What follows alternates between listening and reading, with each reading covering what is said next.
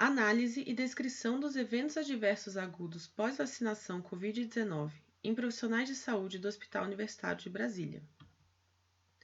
Com o surgimento da nova doença causada pelo coronavírus 2 e a eficácia limitada de fármacos antivirais disponíveis contra ele até o momento, a imunização contra a Covid-19 foi a estratégia mais eficaz para conter as mortes causadas em todo o mundo. Nesse sentido, a fim de se monitorar a efetividade e segurança dessas medidas e seu impacto comunitário do país, o Ministério da Saúde criou uma rede de estudos nacional que incluiu o projeto Efetividade e Segurança das Vacinas Covid-19 distribuídas pelo PNI, estudo de coorte multicêntrico em profissionais de saúde, desenvolvido pelo Hospital Universitário de Brasília. É relevante, então, compreender e monitorar eventos adversos em profissionais de saúde, considerando que essa população tem maior exposição ao vírus e maior risco de infecção. Assim, um dos objetivos do estudo é investigar eventos pós-vacinação, denominados de eventos adversos supostamente atribuíveis à vacinação ou imunização, ou os ESAV. No Brasil, a campanha de vacinação teve início em janeiro de 2021, com as vacinas Sinovac Coronavac e Oxford AstraZeneca, dando prioridade, entre outros grupos, aos profissionais de saúde. Posteriormente, foram aprovadas também as vacinas BioNTech Pfizer e Johnson Johnson, e, portanto, serão os imunizantes abordados em nosso estudo. O objetivo geral desse estudo é descrever e analisar a incidência de eventos adversos agudos supostamente atribuíveis à vacinação ou imunização, os ESAV, contra a Covid-19 em profissionais de saúde do HUB. Os ESAV são definidos como qualquer ocorrência médica indesejada que ocorre em até 30 dias após a vacinação ou imunização e que podem ou não possuir relação causal com o uso de uma vacina ou outro imunobiológico. Nesse estudo, foram considerados ESAV agudos cujo surgimento ocorresse imediatamente ou após a vacinação em até 7 dias.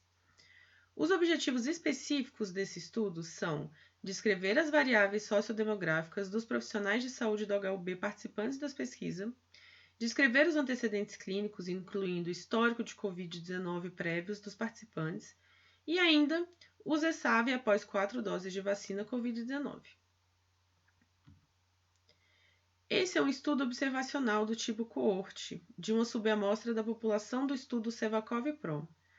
Então, dos 840 participantes desse estudo maior, foram selecionados apenas aqueles com vínculo com o HUB e que fossem profissionais de saúde de nível técnico ou superior, que possuíssem acima de 18 anos de idade e que não tenham sido vacinados em ensaios clínicos para o desenvolvimento de vacinas contra a Covid-19.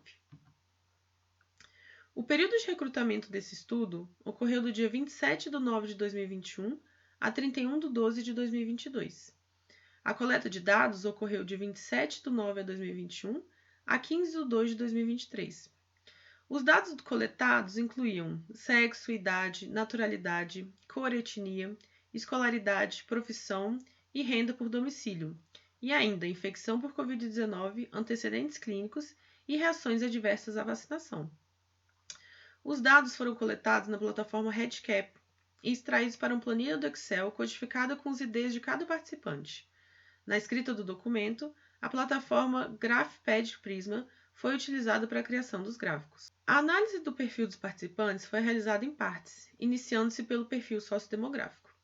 Podemos reparar que houve uma predominância de participantes do sexo feminino em relação ao masculino, com 18,41% de homens e 81,59% de mulheres.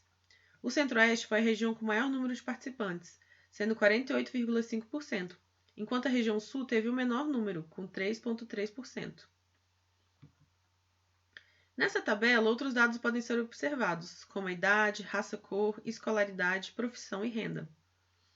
Nota-se que a faixa etária predominante é dos 36 aos 45 anos, com aproximadamente 36% dos representantes, e que a maioria se autodeclara branca, aproximadamente 45%.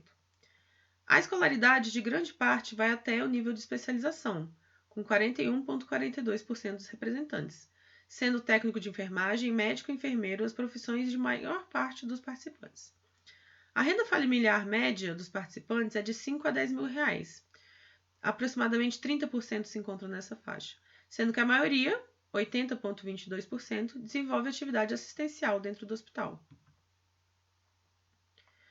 No perfil de antecedentes clínicos, podemos observar que a comorbidade mais comum entre os participantes é a hipertensão arterial sistêmica, que acomete 11,33% do total, seguida então pela diabetes mellitus e a doença pulmonar crônica, com aproximadamente 4% do total.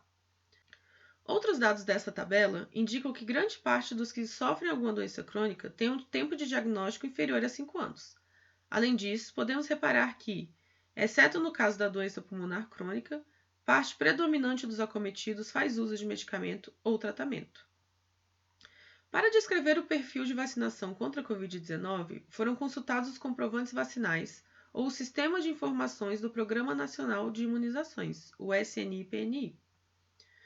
Dos 565 participantes, 4 não foram vacinados, seja por contraindicação médica ou por escolha pessoal.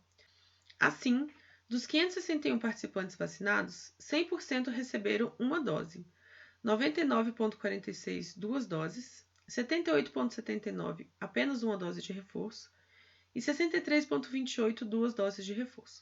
Como pode ser observado na tabela, 81,14% completaram o esquema vacinal com o Coronavac e 17,52% com a AstraZeneca, sendo o uso das vacinas Janssen e Pfizer muito inferior. Porém, já em relação às doses de reforço, 71,86% receberam imunizante da Pfizer, enquanto 13,69% da AstraZeneca e 12,56% da Janssen. Durante o período de análise do estudo, 522 participantes apresentaram resultado positivo para a Covid-19 em algum momento, aproximadamente 92%. Destes, 128 representantes apresentaram teste positivo pelo menos uma vez, 268 apresentaram 2 vezes, 119 3 vezes e 7 apresentaram 4 vezes. Dentre esses, a maioria dos indivíduos diagnosticados com Covid-19 apresentou casos leves, sendo assintomáticos ou sintomáticos sem necessidade de atendimento médico, representando 62%. Aqueles que apresentaram sintomas leves, com necessidade de atendimento médico, porém sem necessidade de hospitalização, representou 33,67% do total. Já a porcentagem de indivíduos que tiveram necessidade de hospitalização devido a sintomas graves foi menor, 19,33%. Como dito anteriormente, foram considerados ESAV agudos, cujo surgimento ocorresse imediatamente após a vacinação e em até 7 dias. Essa imagem mostra os ESAV locais mais recorrentes que acometeram os participantes pelo menos uma vez ao decorrer das 4 doses. Os mais relatados foram dor no local, seguido por enduração e edema, representando aproximadamente 70%, 13% e 9%, respectivamente, enquanto eritema e prurido foram os menos relatados. A dor local e a enduração foram os eventos que mais interferiram com atividades diárias, em aproximadamente 26% e 25% do total, respectivamente, além de ser os que mais demandaram atendimento médico e afastamento do trabalho, em aproximadamente 1 a 2% dos casos. Já em relação à duração em dias, foi relatado que aproximadamente 88% dos eventos ocorreram nos primeiros 3 dias, enquanto apenas 11% ocorreu entre 4 e 7 dias. Dentre os eventos sistêmicos, e levando-se em conta os relatos das 4 doses, os mais comuns foram cefaleia, sendo apresentada em aproximadamente 21% dos relatos, mialgia em aproximadamente 17%, calafrios em aproximadamente 15%, fadiga em aproximadamente 16%, artralgia e náusea em aproximadamente 4% dos representantes. Outros eventos foram menos recorrentes. Houve uma maior proporção de pessoas que mencionaram níveis de interferência em atividades diárias, quando comparadas aos eventos locais, principalmente em relação à fadiga, mialgia, calafrios e cefaleia.